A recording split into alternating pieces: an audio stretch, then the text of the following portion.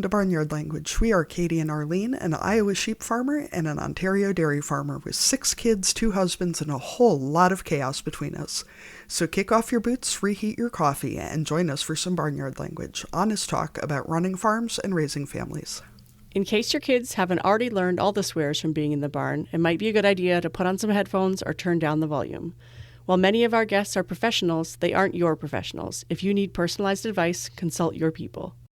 Hello, everybody. Welcome to another episode of Barnyard Language. Katie, what's happening in Iowa today? I hear a little voice in the background.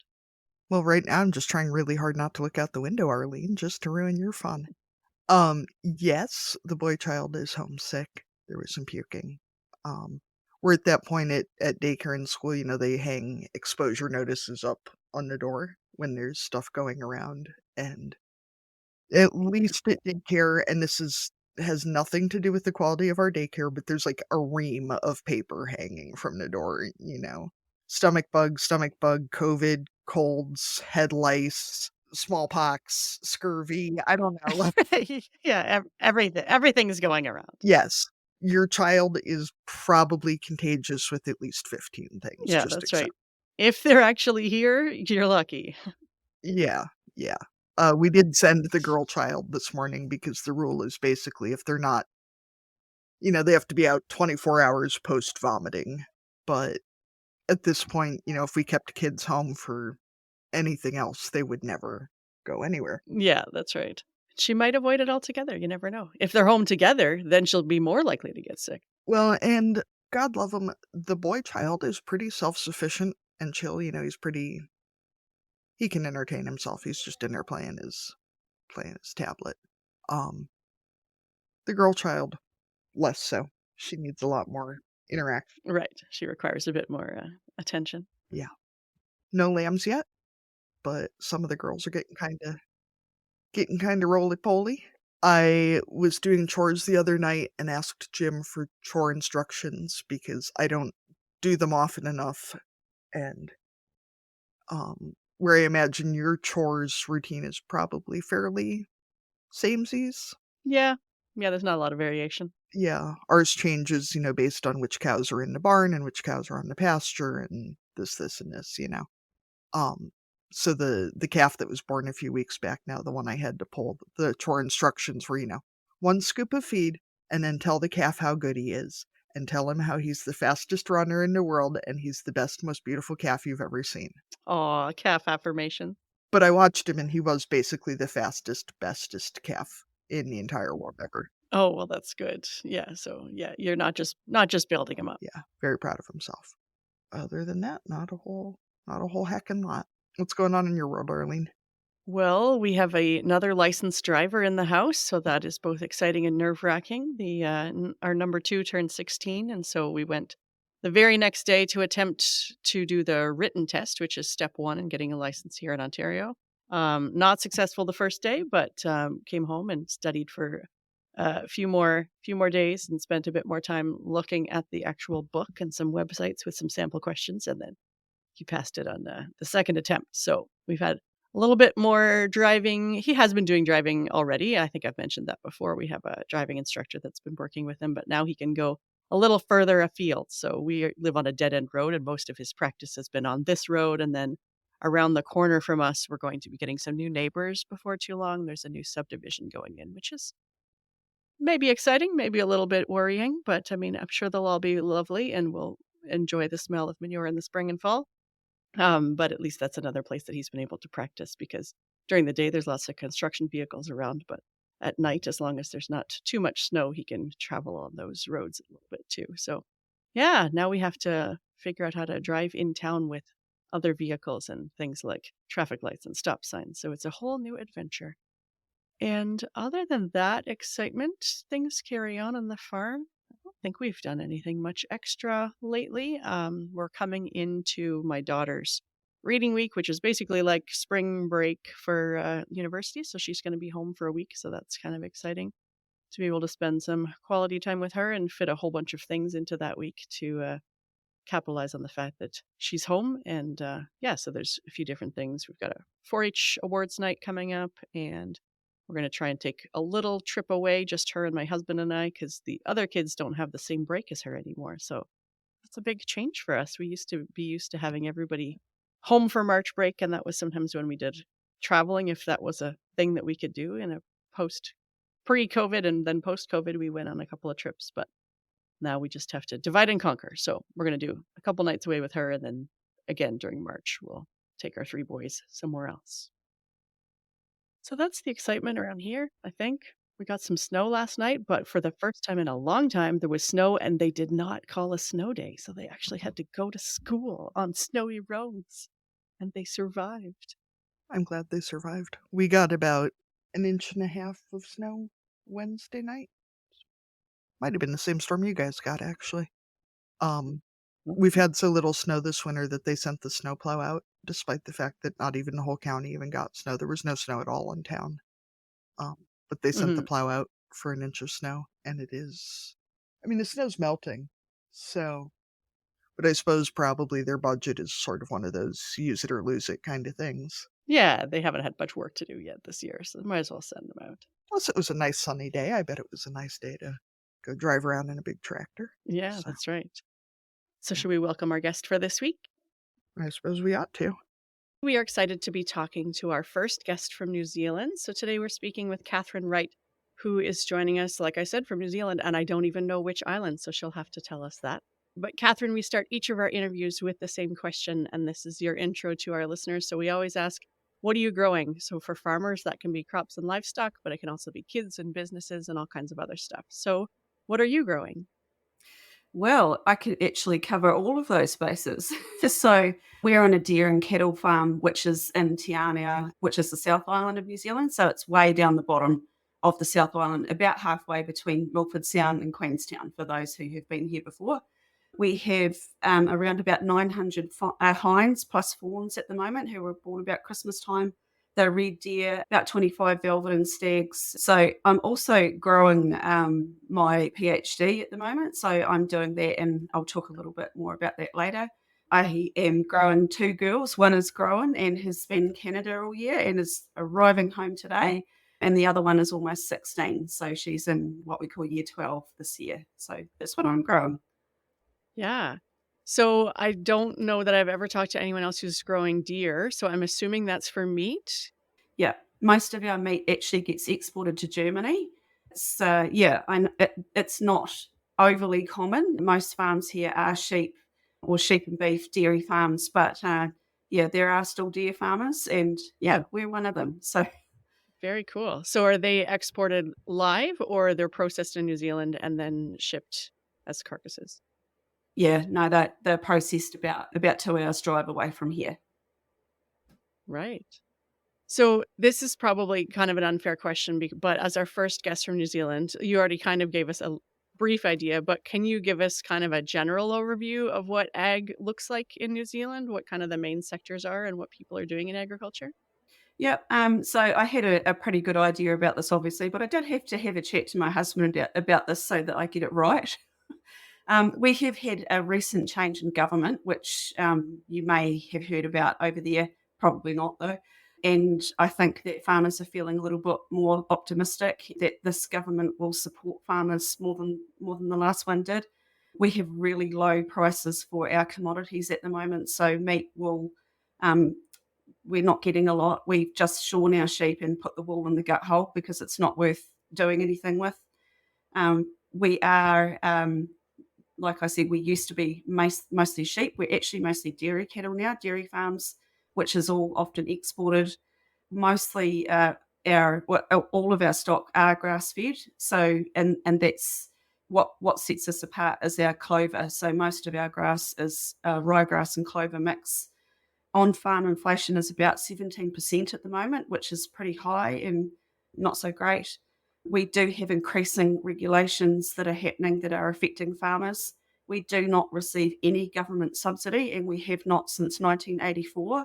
Yet we compete on the world stage with other countries that do. So it's pretty amazing when you think about it. Agricultural exports, they are the backbone of our country, so they do make up most of our exports. So that's meat, wool, dairy, fruit and veggie, fish, wine, forestry. That is most of our export. Most of our power is hydro, so about 80% of the electricity in New Zealand is powered by hydro, which is interesting. And I'm seeing a lot more of a move into agri-tourism, so some kind of tourism experience on farm, which has been interesting to see. So, yeah, does that give you a good snapshot of how things are here? Yeah, it does. It's interesting too to think about the fact that as an island country that agriculture is one of your main exports because, we often think that food is one of the harder things to move around the world. And yet that's something that New Zealand has been able to capitalize on. Yeah, absolutely. And our climate helps as well. We can grow all year round. So, yeah. Yeah, that's right. Kathryn, as I mentioned before we started the interview, I did my study abroad in New Zealand, and learning about the deer farms and about how the deer were captured for the farms, repatriated from the wild, however you want to put it, was really, we hear about a lot of stupid stuff that Americans do, but I feel like the deer catching might rank right up there if you can speak to that at all. We'll find out if my professor was just messing with us or not. It's so funny that you asked that, Kate. Did I write that in my bio somewhere? Something about that? Was that just something that you... It's just something that stuck with me. My father is one of the pioneers of that industry. So he started hunting deer in the 60s, progressed to flying and hunting in his little plane, flying them out, progressed to helicopters, which, because deer were worth such a lot of money back then in the 60s now. And then it progressed to live capture. So yes, that absolutely happened. My dad would be flying and my uncle would be shooting with a net gun out. There'd be no door on the helicopter. And actually, there are YouTube clips about it if you're interested. And there is one with my father. That absolutely happened. But we're talking these deer. I remember my father saying to me, see that stag out in the paddock? That's 50 grand running around in there. And that was a live capture stag. So it's nowhere near that now, but it was absolutely financially worth it. And that absolutely did happen. All true. I think, too, how big are red deer? Like, we have whitetails here, and I think there's a pretty substantial difference in size. Maybe, Arlene, if you want to carry on, I'll do some Googling here. That I know that the dead weight, the dead weight is about 70 kilos, the dead weight. So is that what they call it? Like after they've been killed and whatever they do, they're gutted or, yeah. So if that gives you an idea, yeah. Sure. Like hanging weight kind of idea. So that tells me a little bit about the fact that you came from a background of hunting and agriculture generally. Did you think that agriculture is where you were going to end up? And then what kind of brought you into both the agriculture and mental health space as you entered your career? It's a strange thing, isn't it? I did not see myself on a farm at all. My dad had a deer farm along with that, with hunting as well, and some of those were live capture.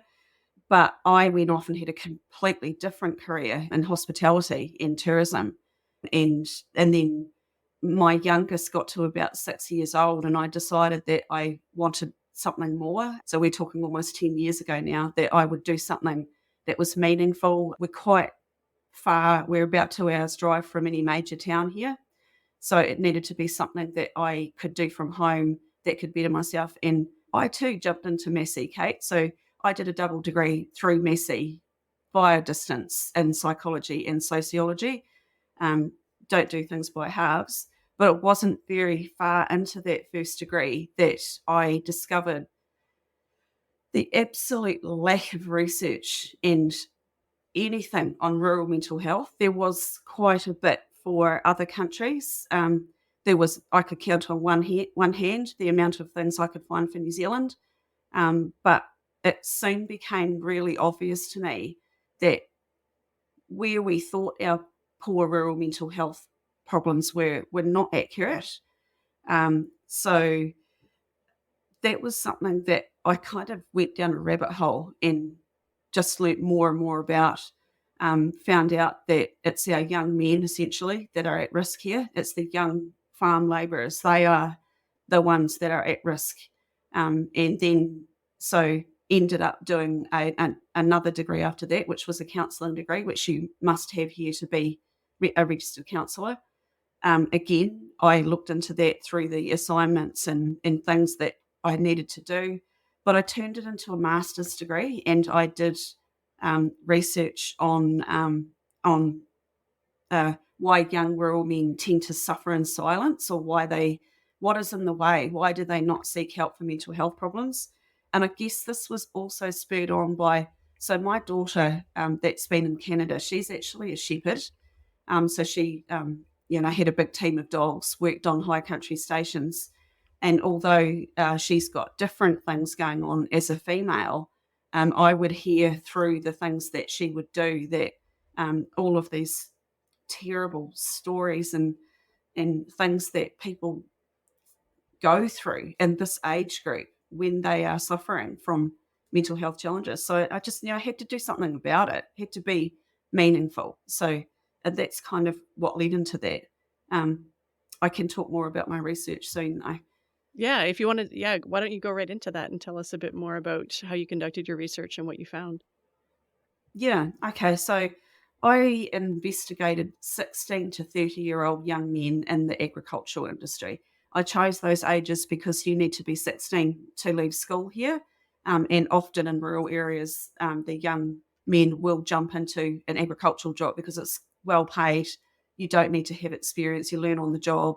And 30 was the age that I hypothesised that they would start to get protective factors like children, partners, moving into a different stage of their life. So I did a mixed methods design, which was based on a survey plus interviews. I essentially came back with 3 barriers that were in the way. One, and a lot of this may cross over in America and Canada too. It would be interesting to know that. I'm not sure. But unsurprisingly, the first barrier was a shame barrier. So it was too hard to speak up. They didn't want their boss to know. What came through multiple times was they didn't want their father to know, that they felt embarrassed that their friends might know, or that they were not as tough as they made themselves out to be, or they were fallible humans essentially. So that was the first barrier, and that is unfortunately the most difficult one to address. The second barrier was practical barriers, so finances, not being able to get time off, not knowing, not knowing. Oh, that's kind of goes into the next one, but how bad do they have to be to seek help? Essentially, where's the bar? So.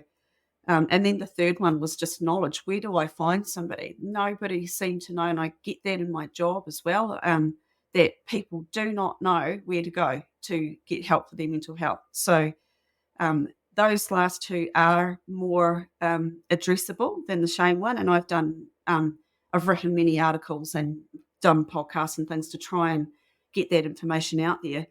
But it also came back to me that the importance of social connection. So that was unsurprising to me.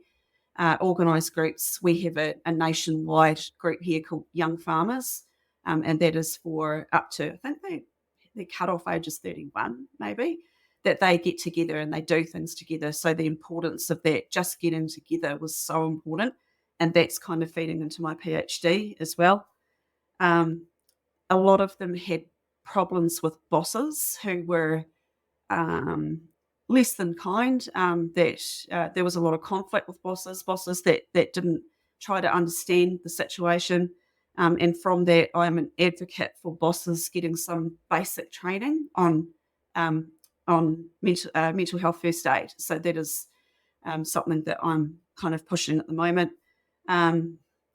I know that your laws may be very different to this, but there were a lot of concerns around gun licensing. So they have their gun license to go hunting. It gives them exercise, again, social connection, healthy food. But if you go to a GP and say that you're depressed, there is a chance that your gun license may be taken off you. So they do not go. So that is a barrier. I have used, there's a few more, but we won't go on about it all day. I have used these findings to present to counsellors, psychologists and GPs about how to care for our rural populations. So it has turned into something that's been usable, helpful. It's actually meant something. So it's a really great feeling. And I've won 2 major awards for that research as well. So it's a pretty good feeling. So, Kathryn, this has led to several questions for me. Um, First, have you seen an improvement in access of care with seeing more telehealth post-pandemic, or how is that going over there? Yeah, that's a really good question. And I think that's the one thing that we can actually thank COVID for. As soon as we went into lockdown, and we went into lockdown really early, and lockdown for 9 weeks, we all counsellors essentially had to switch to online. We had to do it.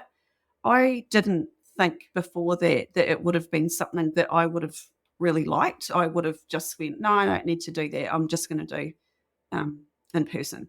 But actually, it's better than I ever gave it credit for. It's got so many great things about it. Yes, it's a screen, but the client can be in their own home in a relaxed environment. They only need to take that hour. They don't need to travel all day into a town and do that. But whenever I talk about this to a lot of rural people, not just young men, it's not generally known that this is a thing. So I think we're all really quick to correct people, but it's such an accessible, fantastic tool for isolated rural people, and it's getting there. It's getting more and more, and I'm really pleased about that. Well, and as someone who sees a telehealth provider for mental health care, the ability to see a specialist for something, um, for a lot of mental health specialties in our area, it's a 4-hour drive each way. If you can get an appointment, if you can pay for it, if. But at least the not having to take a full day off to drive somewhere, and even just seeing my regular therapist, she's 40 minutes away, so that's 2 hours of my day that's not being taken out if I can just see her from my desk where I'm already sitting. Absolutely, yeah.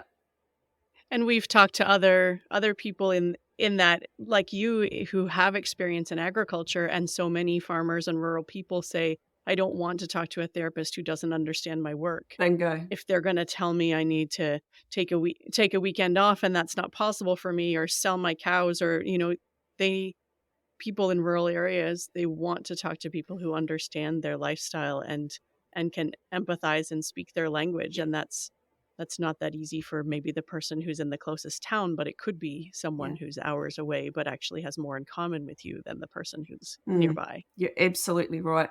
And that was one of the biggest points that I've been really careful to get across to other practitioners. So I have done a couple of professional development sessions on this. Learn the farming year. I can't even say this loud enough. Learn the farming year. Learn what's going on and what pressures your clients are facing. Understand that this is their life. That's not just their 9-to-5 workplace. It's where they live and breathe, and it's the farming is the context of their life. And yeah, you're so right. Yeah, but in regards to specialists, Kate, yeah, we have a very similar situation. It's really difficult to get in to see psychiatrists, psychologists. You could be waiting, and we do have a pretty good public health system here. It is free. There are waits, though. You could be waiting a really long time, months and months and months. So that's always a challenge. And yeah, because of that, I think counsellors or similar are taking higher needs cases simply because there's no one else, basically. So you talked about the fact that you're working on your PhD now. So are you developing the research you've done before and expanding on that, or are you looking at a different aspect? Slightly different. So there were things in my master's that have piqued this interest, but also being on a farm and working with rural people. So social connection, and so that did come up as being something that protects good mental health, and that's unsurprising to me. How important these small groups are in rural towns. So I'm looking across the board at all rural people, but it's how social connection improves mental well-being. So it will be out to prove that these groups help people, which will be able to be used in funding applications and potential more social services coming to town. But on the flip side of that, and this is also something that really important that's happening in New Zealand, is that a lot of our sheep and beef farms are being bought up for forestry right now. So these are mostly international companies that are buying land and planting out in trees for carbon credits, which it's very controversial. It's happening really quickly, scarily quickly, actually.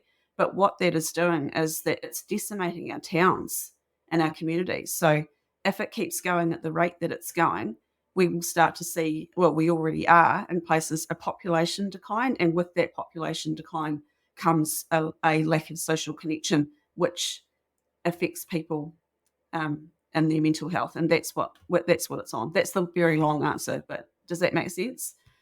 Yeah, that definitely makes sense. I didn't realize that that was happening on that kind of a scale. The forestry, planting and those kinds of things. So then I'm assuming that the people of all generations are then having to move off, family land or properties where they have Yeah. been and going other places. Yeah. And so much history and tradition goes with that. And once it's in forestry, it's probably never going to be turned back. Like, oh, it's absolutely devastating to watch. But I just want to be really careful to say that it's not the fault of the farmers. So they are selling out of necessity. Maybe their farm's been on the market a long time. Maybe they are suffering from physical health problems. They're getting older. A forestry company comes along and they are offering more money than another farmer would offer, of course they're going to take it. I'm not saying that at all. It needs to be a policy change at government level. It needs to be stopped from being converted. That's where it needs to be. And even if a farmer did stand up and say, no, I'm not selling to you, you're going to turn it into forestry, they're just going to go and buy another one. So it's not going to solve the problem. It needs to be at government level. And it's a lofty goal, but I'm hoping that this might change something. Yeah. It's hard, right? When so much of the public policy now seems to be around what's best for the environment, but what's best for the environment is not always what on the surface. Sustainability isn't just about, what creates the least greenhouse gas, right? Sustainability has to be about communities and people being able to make a living and the environment too, but we can have viable agricultural communities that are also good for the environment. It might not look the same as a bunch of trees, but we're also doing important things for the world. I think that's a really good point, Arlene, because it's a lot harder to argue against planting trees than if they were buying it to, put a coal-fired power plant or something on. Is easier to say no to than we're going to plant a shitload of trees, and to be like, no, you're not. Nope, I'm keeping this. No trees for you. Yeah. But even the trees, I mean, they're pine trees. It's questionable about. I mean, I'm not an environmental expert at all, but we had a terrible cyclone in New Zealand about a year ago, and a lot of places were wiped out because of forestry slash that had built up and just came booming down the hill and just decimated communities. So that was pretty bad. Silt build-up. It's a monocrop. Nothing grows under pine trees, you may have noticed. It's not all as it seems, whereas if it were native trees and bush, that's a whole other story. But they're not counted as sequestering carbon as well as pine trees, so they're not included, unfortunately. It's very political and Right. Yeah. So it really is just like any other crop. They're just putting all of the same thing in. not benefiting our communities or our country. So Kathryn, how does your research look about whether, to come back to the young men that you're researching, what differences do you see between young men who are working with their own families or for themselves versus for outside employers? I did not single that data out, sorry. But I'm going to have a guess because I also work with this population. I see so much conflict with the younger generation trying to work with the older generation on farm. Normally, that comes in as succession problems. If you know what I mean by that, is a family farm that the next generation is taking it over. But funnily enough, it's never the older generation that comes in to see me. It's always the generation below. So that tells you something, right? That would be my guess, is that it's very difficult to work in an environment that where there are differences of opinion, and you're growing things together, you're in business together, but you are also family members, and that creates conflict. So we've been lucky enough to talk to a few different mental health professionals, and we wanted to make sure that we were covering kind of a different aspect of mental health and using your expertise too. And Katie and I have been talking previously about wanting to talk to someone about the topic of grief. So it's not the most fun, but even what you just said, when we're talking about grief, we're not just talking about death, but it can be other kinds of loss. And sometimes that's loss of relationships. Sometimes it can be the loss of a farm, because we know that that can be a really painful process and people can grieve over that loss of property, things that are behind us, or, like things that we're not going to get back. So one thing I was wondering about is, I think a lot of us have heard that, the stages of grief idea, that there are these stages that we all go through. And I don't know if it feels like then when you hit the end, then you're good to go, right? Kind of thing. So are the stages of grief actually like a real thing? Or is that more of one of those things that we tell ourselves and it's a mental health myth that makes us feel better, that we can, if we check these things off, then we'll be Mhm. done and grief's over? Yeah, really good question. And I think that as humans, we try to make sense of things where we can. We try to fit our experiences into templates, or to translate it in ways that seem to make sense to us, because something like grief is, there is no limit, there is no time frame, there's nothing, and to see that, oh yeah, those are the stages, I feel like I know now. Um, these stages of grief that you're talking about are, as you probably know, developed by Elizabeth Kubler-Ross from 1969, but they were actually created to help terminally ill people make sense of their experience. But over time, this has been translated into what we go through when we are in grief, so when we've lost a person. Um, it, Having said that, there are some helpful parts there. So yes, we may feel all of those things, and if you are feeling those things and you see it there, and you think, okay, well, that's helpful, I feel like I'm normal, then I'm more interested in helpful than right or wrong, and you may feel that way. I do wish that there were 2 extra stages in there, and I wish that we could put adaptation and continuation in there as well. I'll talk a wee bit more about that in a minute. But one thing that I will say about those stages of grief, and if that's making sense to you, they are absolutely going to appear in any order. That is a suggested order that makes sense to us, but you could be stuck on one. You could go back to the first one. You could go to the end one. You could come around and go back through them again. You may not feel all of them. It's I guess a cookie cutter explanation for grief, but you must make it work for you if that's what you are looking at. I guess, does that make sense? Yeah. Can you remind us what the stages are? I know I've heard them all before, but I can't think of all of them off the top of my head. So denial, anger, bargaining, depression, and acceptance. Um, and then, yeah, I wish that we could then add adaptation and then continuation, because it's something that will stay with you. And why would you want to make that go away? That feeling that you've loved somebody and or something. There's always going to be a part of you that will take that with you, because that means you love them. And to have none is, how helpful is that? I'm not sure that it is helpful.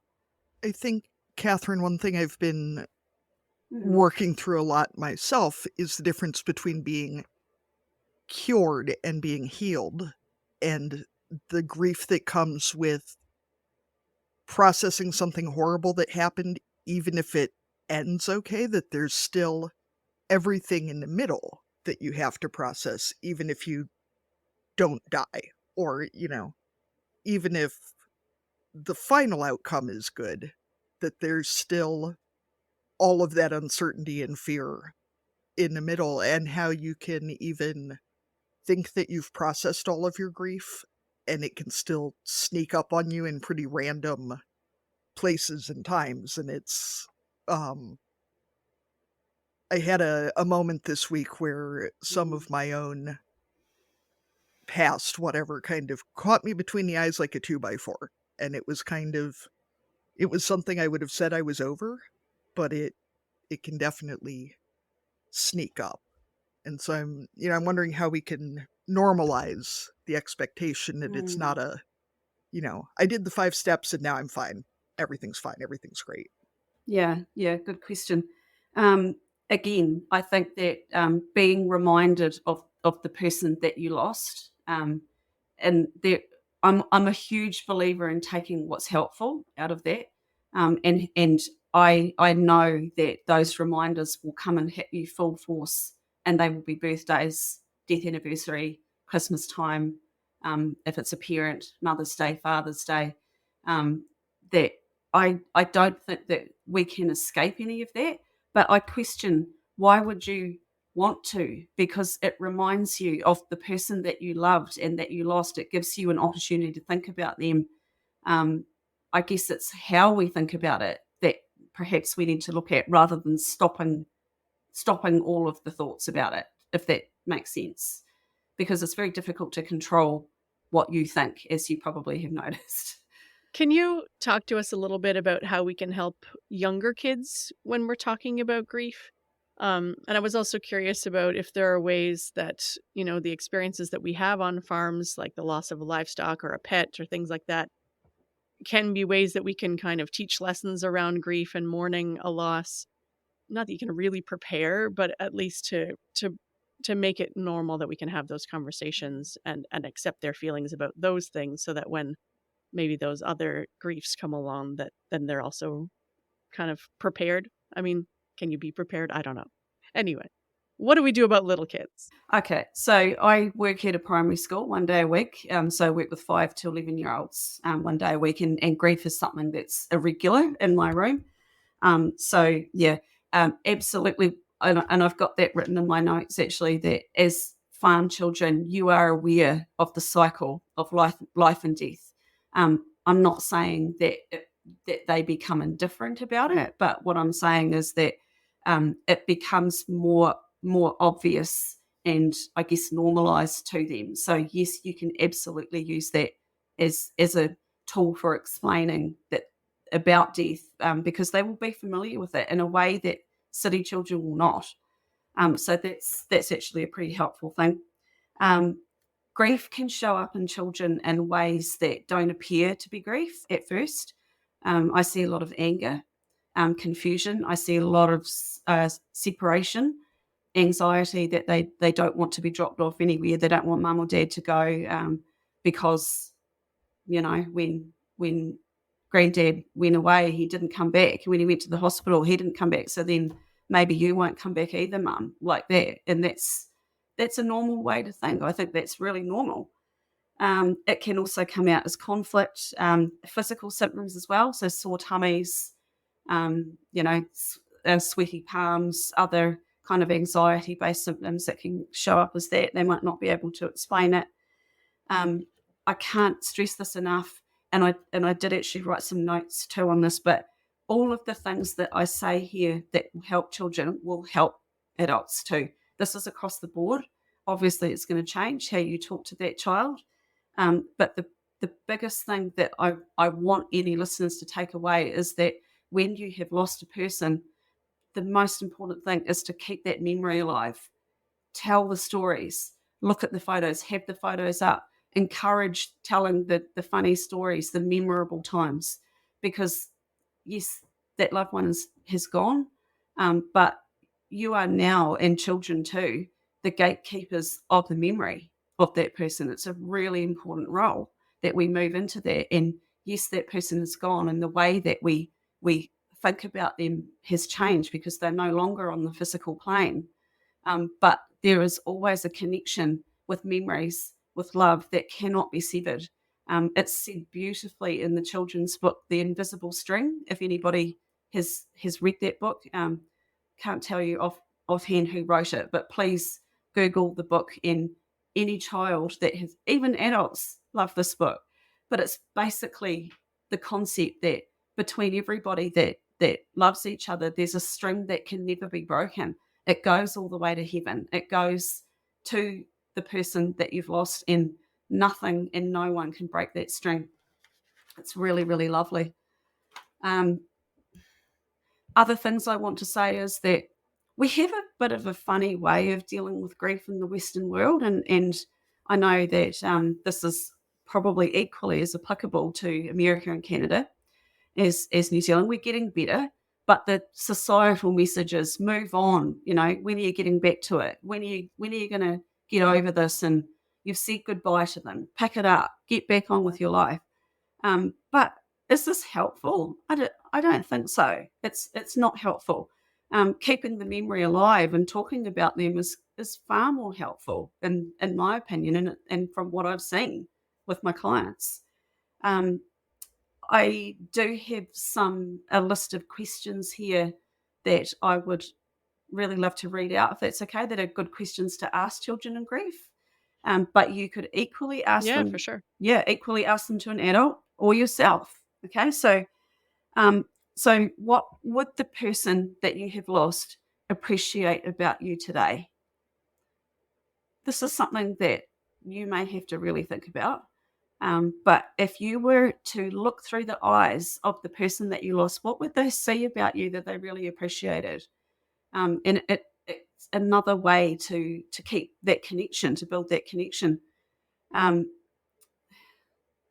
What would it be like to then appreciate that about yourself? So turning it back inwards. What difference does it make to how you will be in your life or today? What will that change? What would the person you lost want you to learn about yourself? And again, that's another really reflective question that a child may have to think about, or you may need to reword or whatever. How did the person they lost show their love to that child? What did they do? How do you know that they loved you, essentially? Was it a hug or just a look or some words, a pet name, whatever that was? And how did the child show their love back to that person? Did they send letters? What did they do to show their love to their grandparent or whoever is lost? What did the person you lost see through her loving eyes, his or her loving eyes? So what were they looking at in the world, essentially? What was their point of view on things? That might be an older children one. And how did they know these things? So what brought them to those conclusions? Last one is, what words of encouragement would they offer you today? So what if you could again step into their eyes, step into their shoes, what would they say to you? What's your best guess? What's your best guess is a really great thing to say when a child says, I don't know, by the way. Works every time. So those are some questions. There are activities that you could do with children that I've found to be really helpful. And again, maybe they're great with adults too. So a memory box is head and shoulders the best thing that I've found. It can be developed over time. It can be added to over years. And I've made them actually in sessions with my children, and we work on it every week, and then they can take it home. So always goes a piece of string, because I've always read to them the invisible string. So that signifies that. Photos, albums, maybe it's shells you collected together. Maybe it's pressed flowers that your grandmother grew in her garden. Something that they can go to that's tactile, that they can feel in their hands. And the more, and if something, if your grandmother used goat's milk soap, my grandmother did. So I'm remembering that now. Put that in there, because smell, touch, sight, something, even a song on a playlist that reminds you of that person, bringing you back there is really helpful. Again, telling the stories, sharing the memories. Mark anniversaries and birthdays, like we were talking about before. They can be triggers. But what if on the person's birthday that you lost, that you made their favourite meal and took time to talk about them? What difference could that make to how you feel you have still included that family member or that loved one in your life? So powerful. Um, though that's probably the best, that they are the best things I could suggest. Oh, a place too. Maybe you've got a garden that you can pop a seat or something, sit there and just remember, listen to their music, or just to be with those memories. Really helpful. Yeah, those are some really good ideas. What are your thoughts when it comes to the slightly older kids? I mean, you've got lots of experience in the youth and young adult mental health. What about those of us who have older kids who are experiencing grief? And sometimes, that can be sometimes. I have a teenager who had a friend pass away not that long ago in a car accident. Those types of kind of like those big, Oh, the kind of their first real like big experience with grief, and how we help them, because they're maybe not as expressive sometimes, or we don't always know what they're going through. mhm. Absolutely.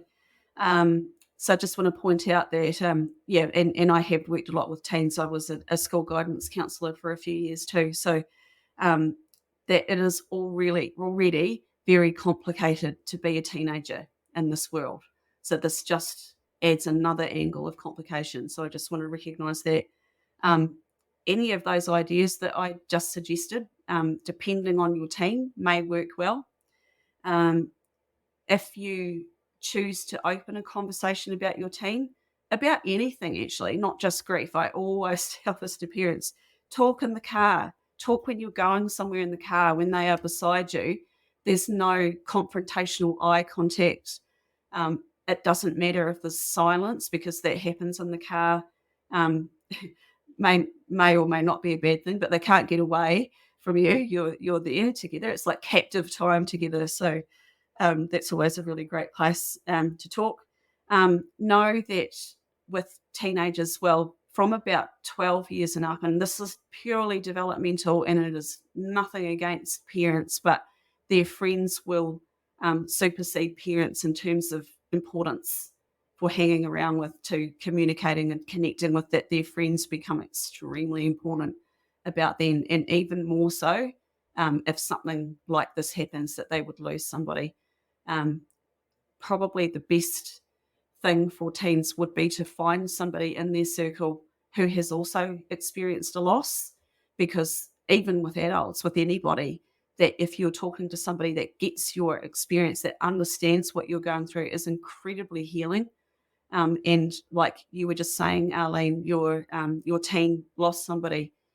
There's likely a whole circle of teens there that are all feeling the same. So even if they're not sitting talking about it, they're side by side, they are in solidarity, that they're at the movies or they're at a cafe or whatever, that this is going to be huge for them because they're with somebody that gets it.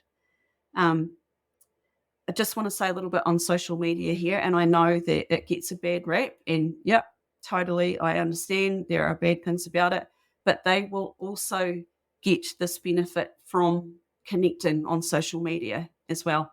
So whether that's messaging or doing a tribute photo, or this is how this generation works now.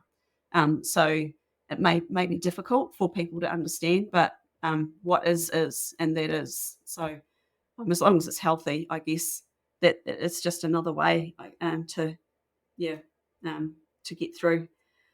Um, I just want to say a little bit about this complicated grief. So this will go across the board. So grief is a normal human reaction to loss of something or someone that we loved. Absolutely normal. But there is a complicated grief that tends to go on, and like you are stuck for a long time, and I'm talking a year, 2 years, 3 years, it goes on and it goes on. It's more likely to happen if the person is close to you. So for a young person, if it's a parent, a sibling or a best friend, they are potentially more at risk, especially if the death was by suicide, unexpected or accidental. So it's a shock to the system, essentially. These it can also be worsened by financial problems, health problems, family violence, racism, lack of education, they can all exasperate that. And if that is happening, I would urge anybody to a GP is a great start, a doctor, family doctor is a great starting place to go and find out where to go from there if you're not sure. So, yeah, that's pretty much that. Yeah, I had a question that came up when you said the word complicated. I was wondering too about, I want to say this the right way, when someone or something happens and you have had a complicated relationship with that person. Not that you don't have love for them, but it wasn't an easy relationship, so you're still grieving that person, but the memories are intermingled with the hard stuff too, right? Because not everyone we lose, I mean, it can be easy to get into that mindset of like, don't speak ill of the dead, and that then they were perfect after they pass on, but sorry, we know that that's not true. So how do you have any thoughts on how to grieve someone when those relationships were more complex? Yeah, and that is complicated. And with that, and I have heard of this before, but there will be a fair amount of guilt that goes along with that. So guilt that you feel this way, there will be all kinds of emotions going through that person's mind, and it may even be normal for a split second to think good, or then to be angry at them, angry at yourself, guilty at yourself for feeling all of these things. What I would say to that, and for any kind of difficult emotion, because we're just trying, oh, we've got to be happy, we've got to get over it, we've got to be okay all the time. But the fact is that we have about 74 different emotions as a human. We can't just turn them off. We can't turn one off. It's normal to feel them all. If whatever is coming up for you, my advice would be allow it. Allow it to be there. Whatever the emotion is, you can't make it go away. And if you try through drinking, drugs, food, whatever, it's going to keep coming back, and it's going to knock you on your ass. It's going to keep coming back. And that's not healthy for anybody. Allow those thoughts. They will rise and fall in their own time. They will come and go. If you feel like you need something more, and you're not ready maybe to see a professional, I would recommend journaling 100%. If you have a fear of that journal being found, there are journaling apps for phones that can be locked. Research says that journaling is just what you're feeling. It's like I call it a brain vomit to my teens that I work with. Like it's just whatever you're feeling, you get that out, and it's almost as good as talking to someone because you have expressed how you feel. It does not need to make sense, and that's probably the best thing that I could say for that. But it's all normal. It's all okay. We have all the emotions. So, Kathryn, I'd like to circle back to something you said about teenagers grieving and, being with their friends and grieving in community. And several years ago now, I lost a close friend. And I mean, obviously, we're all going to die. It's going to happen. B, he had a cancer diagnosis that was quite advanced when they found it. And so there was really no time of maybe he'll get better. It was a pretty, can we extend this at all? How comfortable can we make him? Sort of everybody knew what the end was going to be like. But I was incredibly fortunate to get to spend the last, 3 days of his life together with his wife and our friends and his family in their home, sort of sitting vigil. And that was such an unexpectedly joyful time. I mean, he was not mentally present just because of the amount of painkillers involved in keeping someone comfortable in that situation. But getting to spend that time with the people he loved and with the people that I love, and getting to tell stories and tell jokes, and, we're Midwesterners. We eat together. We feed people like that.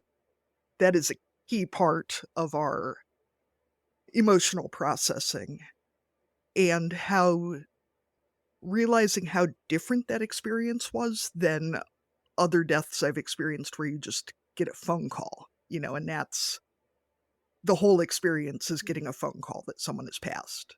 And even if you expect it, how dramatically different that was to get to experience it in real time with all of these people as opposed to showing up for a funeral a week later. Um, I'm wondering how we can encourage that because a lot of people seem to feel like if we never talk about death or acknowledge that it's going to happen, that we just won't die, which seems really messed up. Um, I mean, I'm amazed at how many people we talk to who don't succession plan because if you don't plan for your farm succession or you don't write a will, you won't die, which doesn't seem to work out generally. Um, so just how we Mm. can, But really funny there. yeah, to just accept grief as the price we pay for loving people and, to just Mm-hmm. embrace it, I guess. Mm-hmm. Oh, I love that. Yeah, I love that you said that. Yeah, and I think we are getting better. We're getting better at it. So, 100 years ago, I'm not sure what your traditions are like, but the person would have been not seen after they died because they'd be in a coffin and you wouldn't speak about them for a while after that. But now, we actually have a tradition here that's getting more and more popular. It is a cultural tradition where the person that has died, whether it was unexpected or not, but they are brought home and can be in the home for up to a week. That people will come and sit with the person in the coffin. They'll have a special room laid out, and it's kind of like what you were saying, Kate, but on the other side. So it's getting comfortable and close to that person, telling them the things that you didn't get a chance to. It's people are finding it quite healing. They probably would have gasped at that 100 years ago, but we are evolving, and but for some people, death is still just a taboo topic, isn't it? I mean, even when you hear some people telling children, "Oh, he's gone away up to the sky," or "He's gone away to be with Nana," or we don't actually say Granddad has died. His life has come to an end, and like what we were saying about the farm livestock, that we have all of these euphemisms that I'm not sure are that helpful. It might feel safer for us to say them, but as well as I know, kids want to hear the real truth, don't they? They want to know what's going on. Um, I think that's a societal change, though, that you're talking about, Kate. And I think that the more people that do it and experience the healing that you experience when you are doing that, the more it will become normal. I guess it depends on the person dying as well, that they are comfortable to have that, because there could potentially be an element of shame there for somebody in death. They are wasting away. They don't look the same. They don't want to burden their relatives, or they might not want that. So that is also something we have to think about and respect as well, their wishes. I know where I Mm. live too, Katie, there seems to be more and more options for respite care, whether that's in-home respite or in respite centers. That idea of like that end of life care where families and friends are welcome, but there's still that medical aspect where there's the pain management and the healthcare professionals, but it's removed it from the hospital system. And I think that that's a really important step too, that we can assist people in their dying, but also not have that be just in a hospital room where you can come between these hours and that's going to be it, kind of thing. But I think that respite services are definitely seem to be expanding and seem to be a place where people are finding comfort, and are a lot of people find value and that in that, and it's becoming more important to people as they experience it too, right?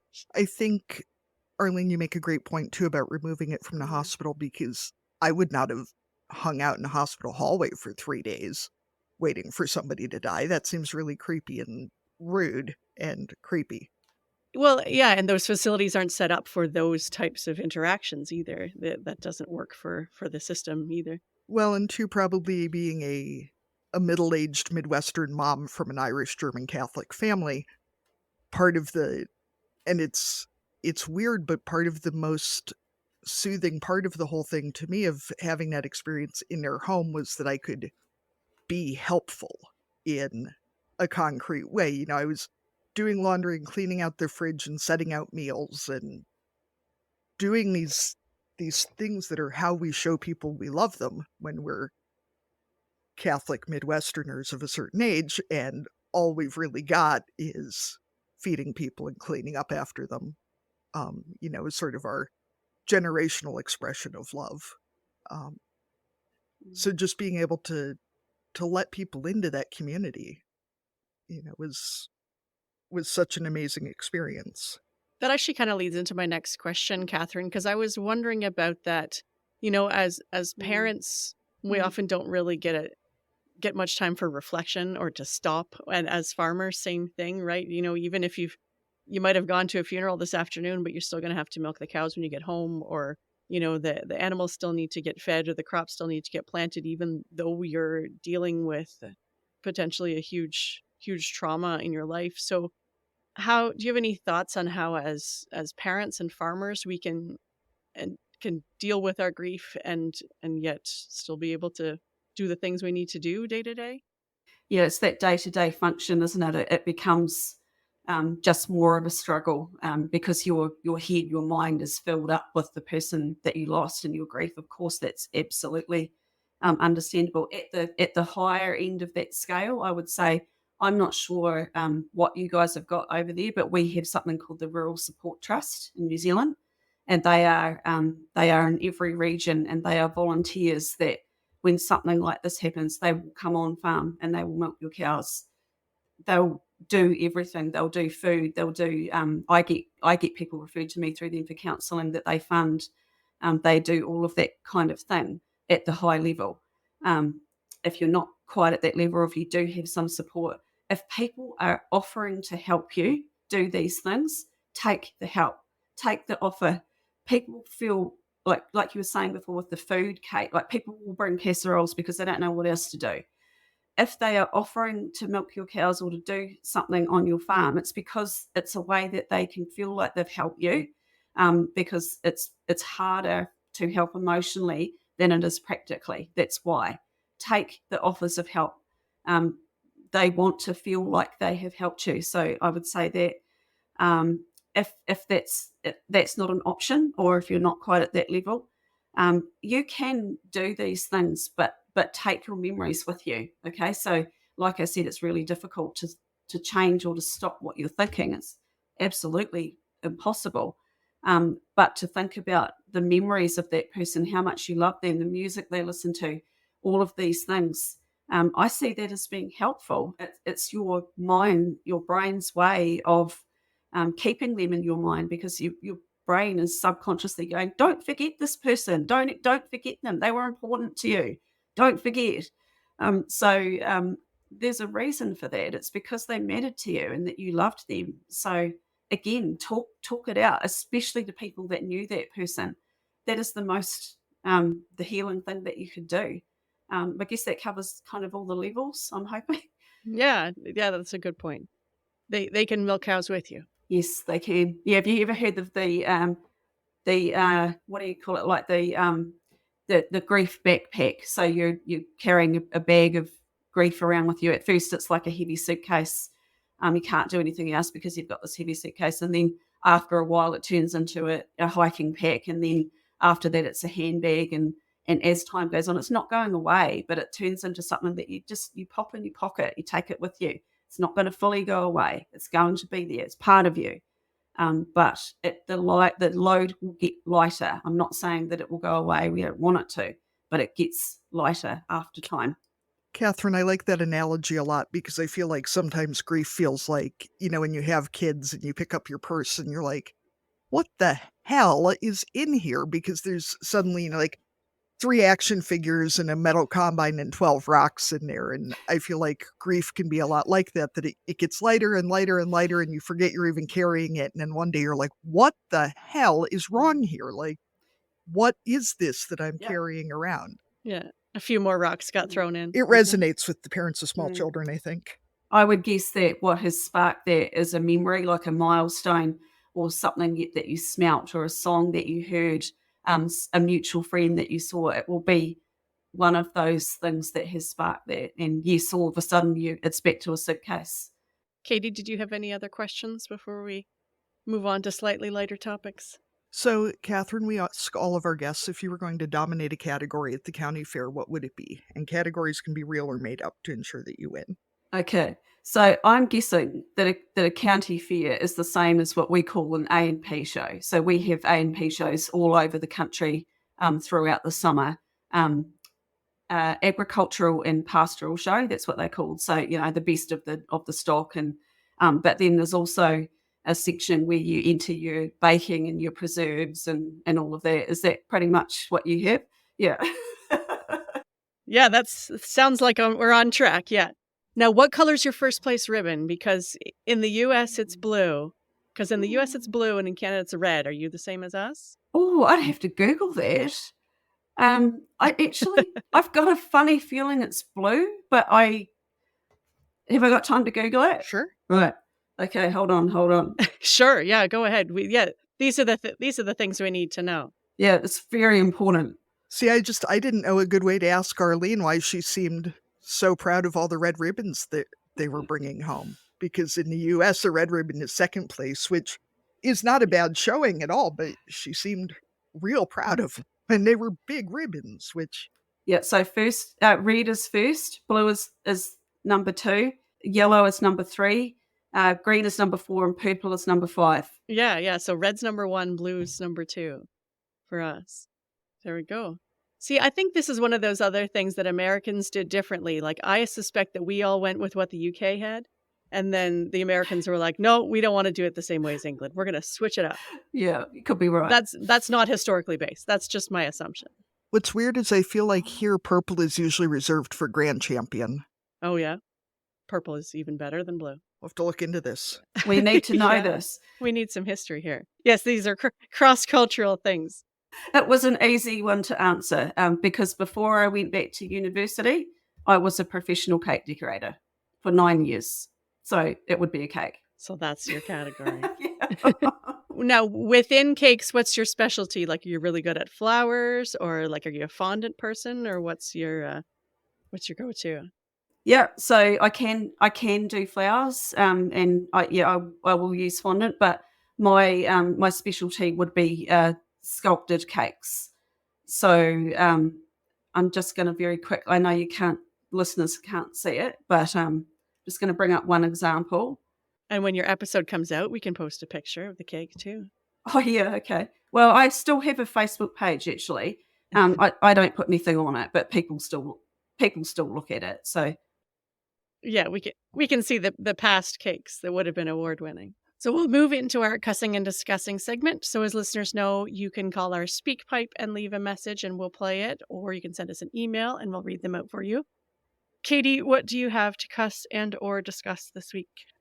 Well, speaking of grief, and I say this as someone who is obviously known to shoot my mouth off without thinking about how whatever I say is going to sound, I'm cussing platitudes.